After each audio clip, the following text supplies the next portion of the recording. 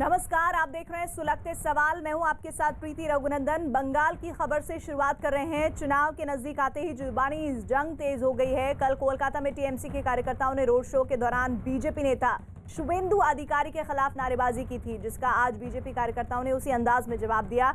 शुभेंदु की हुगली में रैली के दौरान बीजेपी ने नारेबाजी की है। दो तस्वीरें आपको हम दिखा रहे हैं शुभेंदु के रोड शो को किस तरह से आगे बढ़ाती हुई बीजेपी। वहीं शुभेंदु के खिलाफ जो नारे लगे थे टीएमसी के उस रैली में, वो भी तस्वीर आपको हम दिखा रहे हैं। और शुभेंदु को इस तरह के शब्दों का उनके लिए इस्तेमाल किया गया, जो अपने आप में ये बौखलाहट टीएमसी की दिखा रहा था कि शुभेंदु अधिकारी का जाना कितना बड़ा झटका है टीएमसी के लिए। हमारे साथ हमारे दो सहयोगी इस पर जुड़ रहे हैं। उससे पहले एक बार फिर से ये तस्वीरें हुगली की आपको दिखा रहे हैं, जहां पर शुभेंदु अधिकारी की अगुवाई में ये रोड शो चल रहा है।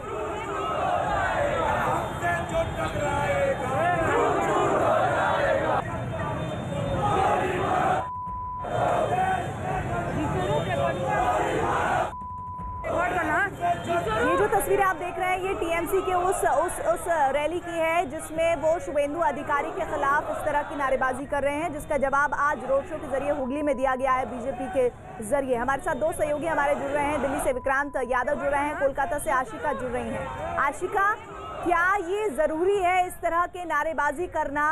और राजनीतिक हिंसा तो हो ही रही है, एक जुबानी हिंसा भी हो रही है पश्चिम बंगाल के चुनाव में। बिल्कुल, चाहे जबान हो चाहे हाथ हो, पत्थर मार गोली मार सियासत पश्चिम बंगाल की जैसे जैसे चुनाव नज़दीक आ रहे हैं, राजनीतिक हिंसा बढ़ती जा रही है। कोलकाता, मिदनापुर, दिनाजपुर, जो भी ज़िला पकड़े वहाँ पर ऐसी ही तस्वीर सामने आ रही है। कल रात भी काथी, जहाँ पर शुभेंदु अधिकारी का घर है, वहाँ पर टीएमसी और बीजेपी के कार्यकर्ता आपस में लड़े। आज चंदन नगर में शुभेंदु की रैली में ये नारे दोबारा लगे, जिस पर कल बीजेपी के ही नेताओं को एतराज़ था। तृणमूल की रैली में जब ये नारे कल लग रहे थे, तो कुल मिलाकर जैसे जैसे चुनाव नज़दीक आ रहे हैं, ये सियासत चाहे जुबानी जंग हो चाहे फिर राजनीतिक हिंसा हो, हर तरह से बीजेपी और टीएमसी आपस में भिड़ रहे हैं। जी, एक बार फिर से वो तस्वीरें दिखा देते हैं, जिसमें किस तरह से जुबानी जंग अब पश्चिम बंगाल के चुनाव में अपने चरम पर है। कल टीएमसी ने नारे लगाए थे शुभेंदु अधिकारी को लेकर, और बीजेपी ने उन नारों का जवाब दिया है। अब ऐसा लग रहा है कि नारे वाली राजनीति, नारे वाला चुनाव ये जबरदस्त होने वाला है पश्चिम बंगाल में। राजनीतिक हिंसा तो हो ही रही है, लेकिन हर पार्टी, खास तौर पर टीएमसी और बीजेपी, अपनी ताकत को बढ़ाकर दिखाने की कवायद करते हुए। लेकिन एक बात जो साफ नजर आ रही है इस चुनाव में, वो ये कि बीजेपी का जहां जहां रोड शो हो रहा है, रैलियां हो रही हैं, वहां पर कुछ ना कुछ ऐसा हो रहा है कि कुछ लोग पहुंचकर वहां माहौल को बिगाड़ने की कोशिश कर रहे हैं। हालांकि बीजेपी बार बार ये कह रही है कि वो लोग कोई और नहीं बल्कि टीएमसी के हैं, क्योंकि उन्हें अपनी जमीन खिसकती हुई नजर आ रही है। कल टीएमसी ने नारे लगवाए थे शुभेंदु अधिकारी के लिए, अब उन नारों का जवाब देते हुए नजर आ रहे हैं बीजेपी के कार्यकर्ता। लेकिन ये जो नारों वाली सियासत है, इसमें किसको फायदा होगा, किसको नुकसान होगा, ये तो चुनाव के नतीजों के बाद ही तय होगा। लेकिन ये सिलसिला अभी लंबा चलने वाला है। आशिका, बिल्कुल बिल्कुल, जैसे जैसे चुनाव नज़दीक आ रहे हैं, चाहे बात विवाद हो, हर तरह से दोनों दलों के नेता जो हैं आपस में भिड़ रहे हैं। जैसा कि हम खबर दिखा रहे हैं लगातार, मदन मित्रा टीएमसी के जो नेता हैं, उन्होंने ये कह दिया है बीजेपी के नेताओं को चेतावनी देते हुए कि बंगाल मांगोगे तो चीर देंगे। तो जहाँ भी जो भी नेता हैं, अक्सर ये विवाद, अक्सर ये कंट्रोवर्शियल बयान जो हैं सामने आ रहे हैं चुनाव के नज़दीक आते ही। प्रीति जी, और इधर पश्चिम बंगाल में विधानसभा चुनाव होने में भले ही अभी कुछ महीने बाकी हैं, लेकिन जुबानी जंग तेज हो गई है।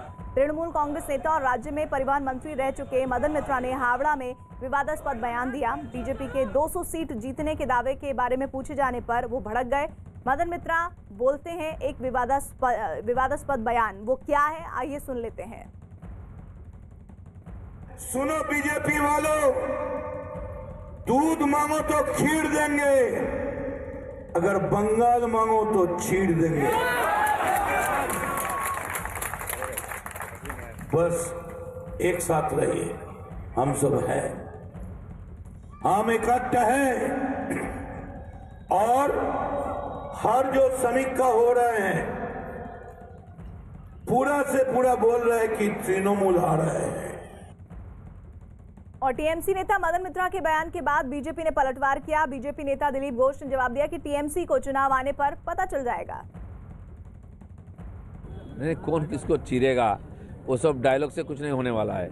आदमी सब, यहाँ की समाज इनसे इतना नाराज है, समय आने पर सब हिसाब हो जाएगा। जो रास्ता में उतर करके इस प्रकार नारा लगाते हैं, दूसरे को ईंटा पत्थर बम मारते हैं, पूरा कानून व्यवस्था टूट चुकी है, लोगों की सुरक्षा नहीं है, प्रशासन कुछ नहीं है, तो लोग इससे निजात पाना चाहते हैं, इसलिए भाजपा की तरफ आ रहे हैं, इससे बौखला करके हमारे ऊपर अटैक कर रहे हैं।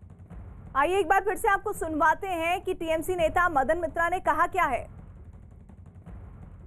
सुनो बीजेपी वालों, दूध मांगो तो खीर देंगे, अगर बंगाल मांगो तो चीर देंगे। बस एक साथ रहिए, हम सब हैं, हम इकट्ठा है। और हर जो समीक्षा हो रहे हैं, पूरा से पूरा बोल रहा है कि तृणमूल आ रहा है।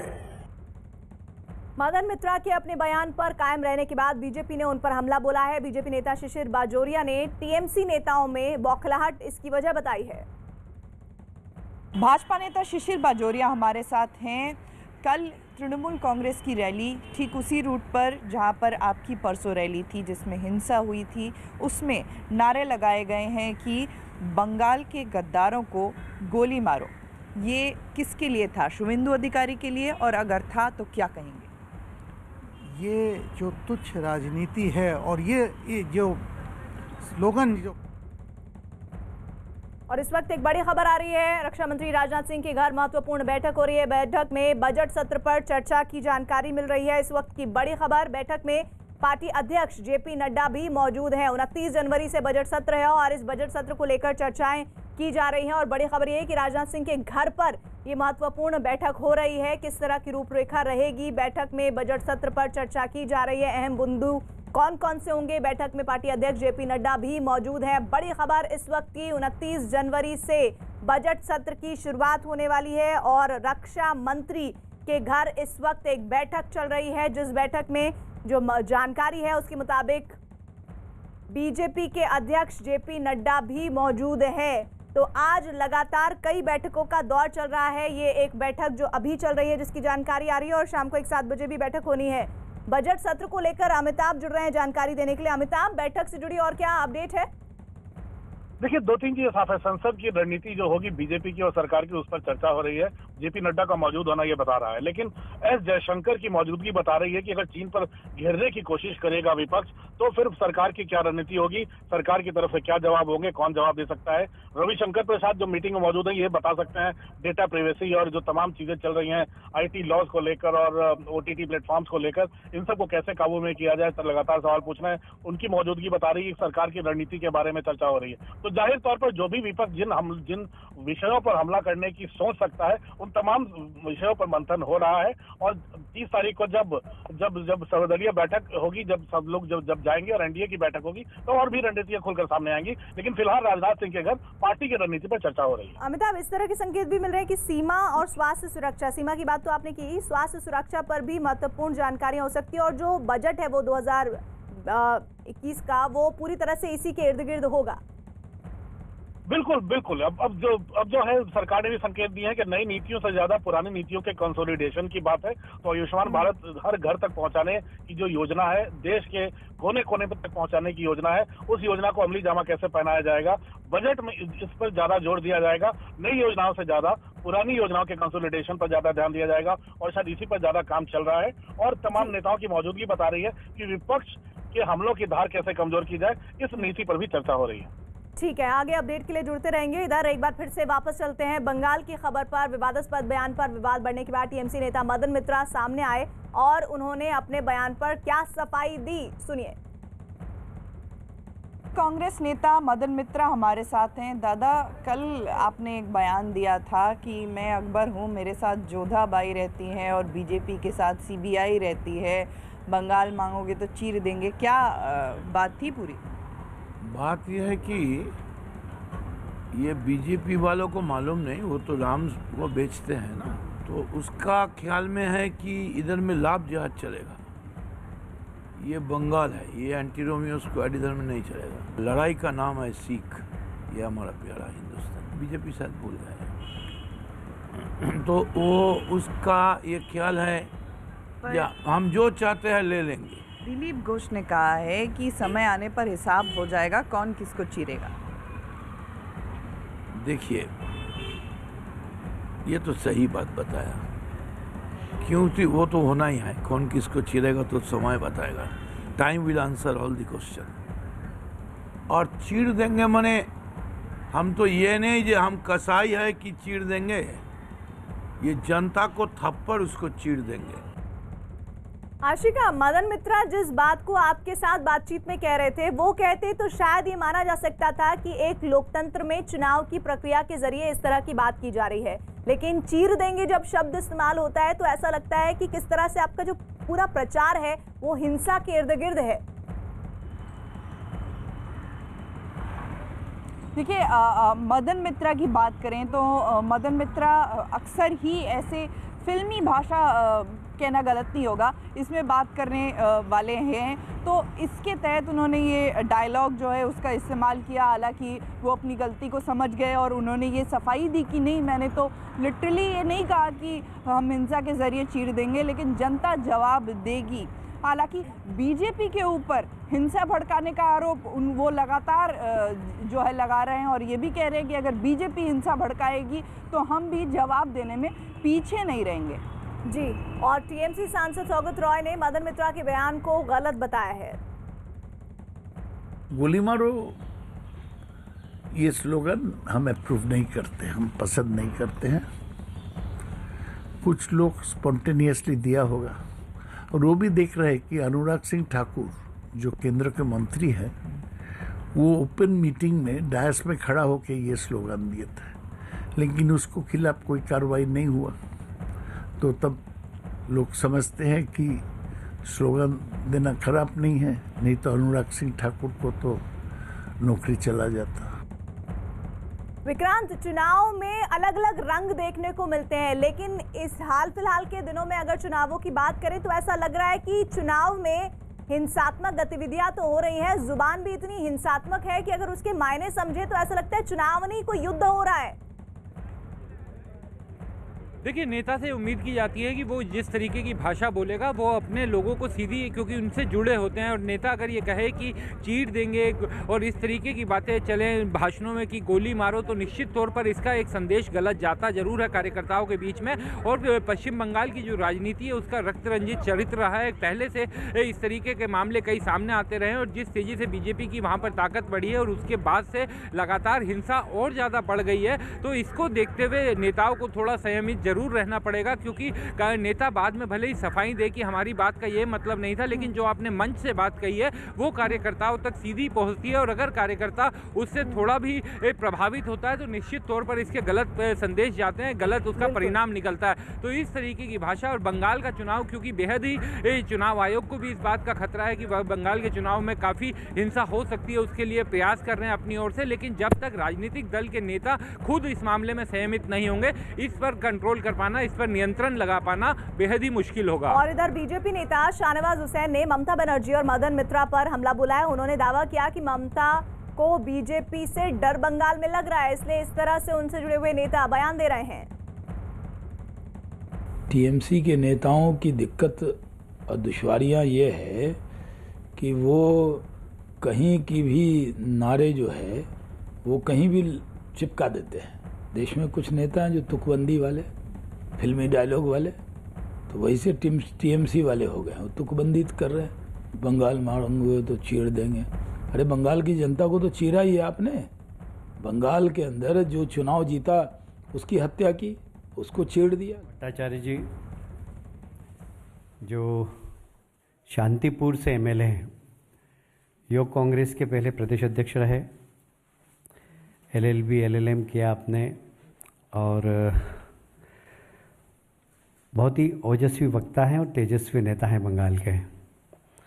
कांग्रेस से जीते थे, फिर टीएमसी में सम्मिलित हुए और टीएमसी की अराजकता देखने के बाद मोदी जी के नेतृत्व के प्रति विश्वास व्यक्त करते हुए आज भारतीय जनता पार्टी की सदस्यता ग्रहण कर रहे हैं। मुझे बहुत प्रसन्नता है कि एक अच्छे युवा नेता जो कि बंगाल की राजनीति में बहुत महत्वपूर्ण भूमिका अदा करते हैं, वो आज भारतीय जनता पार्टी की सदस्यता ग्रहण कर रहे हैं। मैं हमारे महामंत्री भूपेंद्र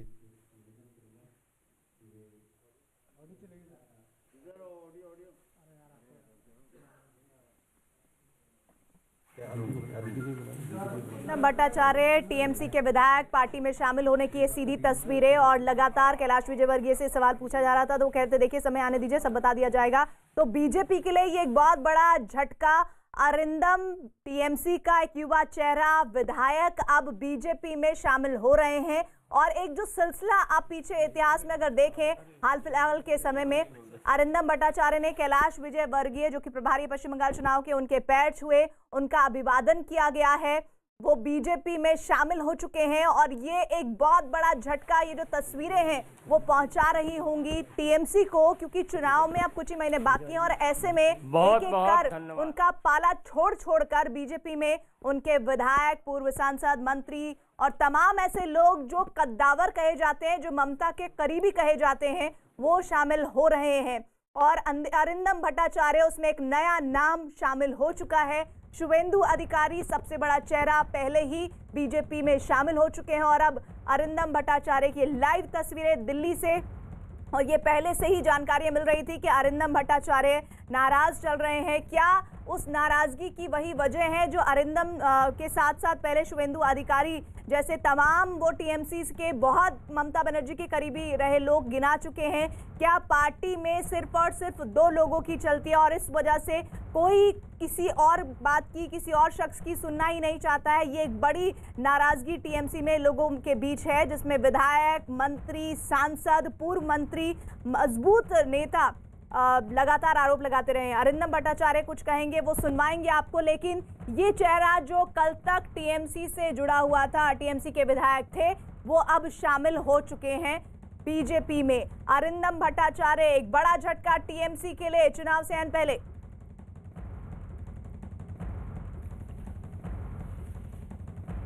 जब हमारे जैसा युवा अपना प्रोफेशन छोड़ के राजनीति में आता है, उसके कुछ सपने होते हैं, कुछ सोच होती है, कोई विजन होता है, प्लानिंग होता है, और वो विजन, वो प्लानिंग, वो सोच, वो सपने जब हम लोगों को लेके पॉलिटिक्स करते हैं तो सब उनको घेर के वो सपने होते हैं, वो प्लानिंग होता है। तो हमारा भी ऐसा ही था। मेरे लोग, मेरा स्टेट, मेरा कॉन्स्टिट्यूंसी, उनके लिए एक सपना देखा था, बेटरमेंट हो। राजनीति का यही मकसद होता है कि आप जहां हैं वहां से बेटर कहीं लेके जा सकें। तो हमारा भी यही था कि कॉन्स्टिट्यूंसी के लोग, मेरे प्रदेश के लोग, स्टेट के लोग, उनके लिए एक अच्छा फ्यूचर मिले, स्पेशली द यूथ, युवा जो हमारा नेक्स्ट पीढ़ी है, हम उनको क्या देके जाएंगे। आज जो स्थिति है, जिसको हमने सुधारने की बहुत कोशिश की, बार बार सजेशंस दिए गए, पर उसका कोई अर्थ नहीं निकला। आज युवाओं को अगर फेसबुक पे, अपने सोशल साइट पे ये लिखना पड़े कि मैं अपना किडनी बेचना चाहता हूं, मुख्यमंत्री मुझे नौकरी दे दे, ये हमारे लिए शर्म की बात होनी चाहिए। आज पश्चिम बंगाल का यूथ, कोई भविष्य नहीं है उसका। आज पश्चिम बंगाल के यूथ के पास काम नहीं है। लॉकडाउन पीरियड में हमने देखा, पूरे हिंदुस्तान से जो लोग पश्चिम बंगाल की तरफ आ रहे थे, जो बाहर काम करते हैं, लेबर सेक्शन, आपने उनका यूथ एज ग्रुप देखा, वो सब बिलो 40 थे। बिलो 35 कह सकते हैं। तो ये लाखों की तादाद में यूथ, इनको पश्चिम बंगाल में काम नहीं मिला, इसीलिए ये लोग मजबूर हुए बाहर जाने के लिए। लॉकडाउन पीरियड में वो मंजर दिखा हमें कि किस तरीके से छोड़ छोड़ के आए। आश्वासन मिला कि राज्य में ही काम मिलेगा, पर वो आश्वासन भी आश्वासन ही रहा। उन लोगों को फिर वापस जाना पड़ा क्योंकि काम नहीं है। There is no industrialisation in the state, there is no industrialisation, there is no future planning, there is no vision. सिर्फ व्यक्ति आक्रमण है, राजनीति है, काम जीरो। आज एक स्टेट जो इतने दिनों के मिसरूल के बाद 35 साल टू बी प्रिसाइज, बहुत उम्मीद के साथ एक सरकार को लेके आई थी। तो शांतिपुर से टीएमसी के विधायक अरिंदम भट्टाचार्य ने बीजेपी ज्वाइन कर लिया है, जिसकी लाइव तस्वीरें आप देख रहे हैं। लेकिन विक्रांत, जो आरोप वो टीएमसी सरकार पर लगा रहे हैं, ममता बनर्जी पर लगा रहे हैं, वो ऐसे मौलिक सवाल है जिससे पश्चिम बंगाल की जनता जूझ रही है। खास तौर पर वो युवा जूझ रहा है जो इस बार बढ़ चढ़कर वोट करने वाला है। देखिए, बिल्कुल कई तरह के आरोप लगा रहे हैं और सिटिंग एमपी एमएलए अगर छोड़ करके आता है तो निश्चित तौर पर कई सवाल उसमें खड़े होते हैं। और ये भी भट्टाचार्य भी, क्योंकि सिटिंग एमएलए हैं, पिछले चुनाव से पहले ये कांग्रेस के टिकट पर हालांकि जीते थे, लेकिन बाद में टीएमसी में शामिल हो गए थे और अभी फिलहाल सिटिंग एमएलए हैं। अपनी सीट छोड़ करके अगर कोई बीजेपी में शामिल हो रहा है तो निश्चित तौर पर अगर कोई एमएलए इस तरीके से करता है तो सवाल कहीं ना कहीं दल पर जरूर उठता है। और जिस तरह से उन्होंने भी जो बातें कही हैं, वही चीज़ें बीजेपी भी इस चुनाव में उठा रही है। लेकिन अगर सत्ताधारी दल के विधायक खुद पार्टी छोड़ते हुए इस तरीके की बातें बोलते हैं तो निश्चित तौर पर वो राज्य सरकार की कार्यशैली पर कई तरह के सवाल उठते हैं और उसके लिए राज्य सरकार को जनता के सामने जवाब देना बेहद मुश्किल हो जाएगा। और भट्टाचार्य के साथ साथ अभी बीजेपी का ये कहना है कि कई ऐसे एमएलए हैं और कई ऐसे एमपी हैं, टीएमसी के कई नेता हैं जो चुनाव से पहले टीएमसी में शामिल होंगे और उनकी एक लंबी फहरिस्त भी बनी हुई है। हमने देखा है पिछले दिनों जिस तरह से शुभेंदु अधिकारी, जिनको किसी समय में ममता बनर्जी का राइट हैंड कहा जाता था, सबसे मजबूत आदमी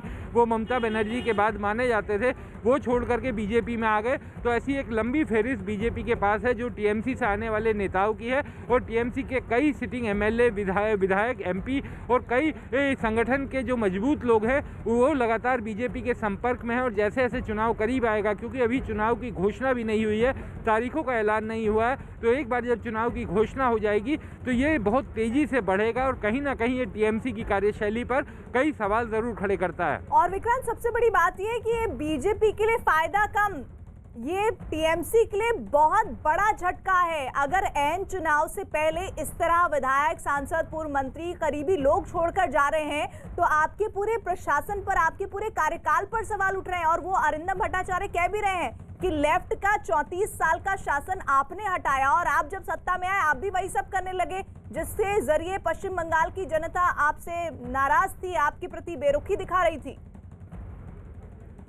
देखिए, जब भी कोई विधायक पार्टी छोड़ता है, सिटिंग सत्ताधारी दल का विधायक पार्टी छोड़ता है तो चुनाव में एक बड़ी बात होती है परसेप्शन की लड़ाई। तो परसेप्शन की लड़ाई में कहीं ना कहीं वो राजनीतिक दल कमज़ोर होने लगता है और यही बात इस समय टीएमसी के साथ हो रही है। क्योंकि चुनाव के समय में अगर कोई अपनी पार्टी छोड़ करके, और ख़ास तौर पर अगर राज्य में सत्ताधारी दल के नेता अगर पार्टी छोड़ करके विपक्षी पार्टी में शामिल होने लगे तो एक परसेप्शन जरूर बनता है कि आखिर क्या कारण है, क्या वो पार्टी हार रही है, क्या उसके साथ काम करके अब विधायकों को काम नहीं चल रहा है, तो किस तरीके से क्यों वो पार्टी छोड़ रहे हैं। ये कई ऐसे सवाल होते हैं जो सत्ताधारी दल के सामने है और इस समय टीएमसी भी इन्हीं सवालों से जूझ रही है। हालांकि टीएमसी अपनी तरफ से दलील दे रही है कि कुछ विधायकों की टिकट वो काटना चाहती थी, कई लोगों का काम ठीक नहीं था तो उनको बदलना ज़रूरी था, वही लोग क्योंकि उनको हिंट मिल गया है वो छोड़ करके जा रहे हैं। लेकिन ये दलील आप सिरे से पूरी तरीके से इसे साबित करने का कोई उनके पास आधार, कोई तथ्य नहीं है, क्योंकि अभी तो चुनाव का ऐलान नहीं हुआ, अभी समय रहते क्लियर होंगे।